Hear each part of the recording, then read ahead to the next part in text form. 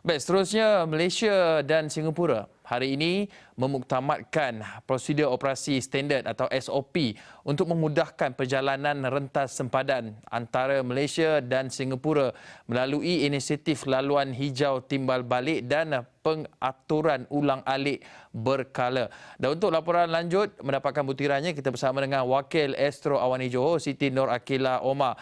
Akila, ada butiran lanjut berkenaan dengan bila rakyat Malaysia ataupun Singapura sudah boleh mula bergerak di antara kedua-dua negara, dan siapakah yang dibenarkan untuk melakukan perjalanan berkenaan?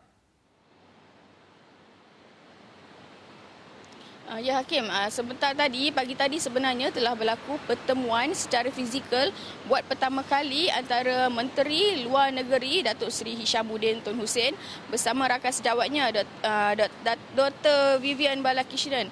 Dan dalam pertemuan itu, SOP atau prosedur operasi standard telah dimuktamadkan bagi tujuan pembukaan sempadan untuk kategori 1 dan kategori 2, iaitu untuk laluan hijau timbal balik RGL dan pengaturan ulang-alik berkala PCA.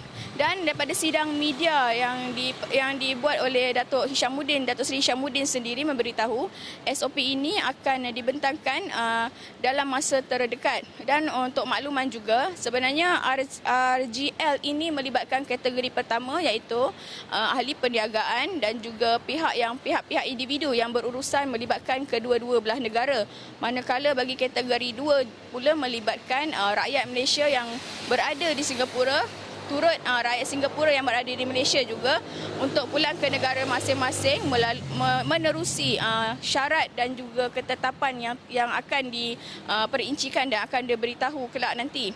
Dan untuk makluman juga, sebenarnya daripada sidang media yang diberitahu tadi, Datuk Seri Hishamuddin ada menyatakan bahawa untuk pembukaan bagi kategori ketiga dan kategori keempat sebenarnya bergantung kepada tahap pematuhan dan disiplin pematuhan SOP oleh kategori pertama dan kategori kedua. Sekiranya tahap pematuhan SOP bagi kategori 2 kategori ini, individu yang terlibat dengan kategori ini tidak dilaksanakan dengan sempurna, beliau tidak teragak-agak untuk menutup semula sempadan seperti sekarang ini. Dan kita boleh lihat, kita boleh dengar sendiri apa yang dikatakan oleh Datuk Seri Hishamuddin. Perbincangan kita tadi, briefing yang kita terima daripada semua agensi berkenaan, saya tekankan bahawa penting kita pastikan bahawa SOP yang telah pun dipersetujui di antara Singapura dan Malaysia ni dipatuhi, dan rakyat kita yang terlibat mesti berdisiplin mengikut apa yang telah diputuskan daripada dua buah negara ni, kerana tindak tanduk mereka ini akan menentukan sama ada kategori ketiga keempat ni dapat kita terus bincangkan dan mencari penyelesaian mengenainya.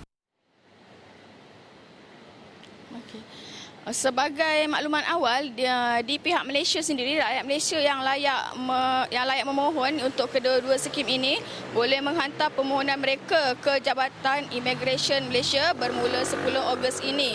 Namun ia bergantung kepada syarat-syarat dan cara-cara membuat permohonan untuk skim ini yang akan diberitahu oleh kementerian dalam masa terdekat. Dan untuk itu, bagi kategori ketiga pula, ia melibatkan lebih ramai, iaitu individu yang berulang-alik di Singapura, iaitu saya dimaklumkan lebih 250,000 individu yang berulang-alik di Singapura ini ialah mereka yang bekerja secara harian untuk mencari nafkah dan melangsungkan kehidupan di sini. Dan bagi kategori keempat pula, pada kategori keempat ini sempadan ini akan dibuka sepenuhnya, dan itu bergantung kepada situasi keadaan semasa COVID dan juga nasihat daripada Kementerian Kesihatan Malaysia sendiri, Hakim.